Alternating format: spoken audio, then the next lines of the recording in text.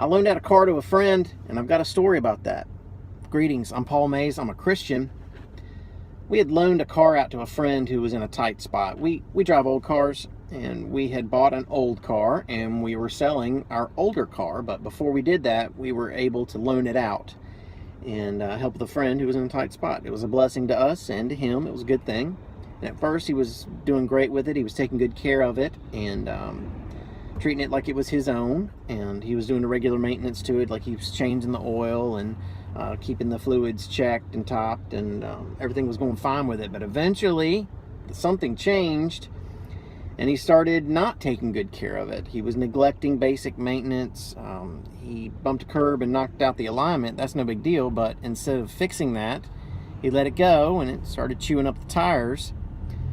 And then he seemed to want to sabotage it. He started putting a little bit of sugar in the gas tank, and a little bit of sand in the motor oil, which it wasn't enough to seize it up right away, but it was definitely tearing it up. It was definitely shortening the lifespan of that car. And I made that up. None of that actually happened. I've done this in my other videos, but that didn't happen. But something just like it happens every day. God loaned us these bodies that we're riding around in. This is not me. This is the body I'm riding around in. I'm a spirit. I'm an eternal soul. You are too.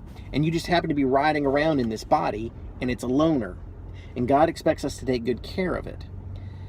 And some of us have been abusing our bodies and not being good stewards of it. Some of us are smoking and drinking alcohol and abusing our body with food and illegal drugs, and some prescription drugs are abused, and it's not okay. Don't you know that your body is the temple of the Holy Spirit, which is from God, and that you are not your own?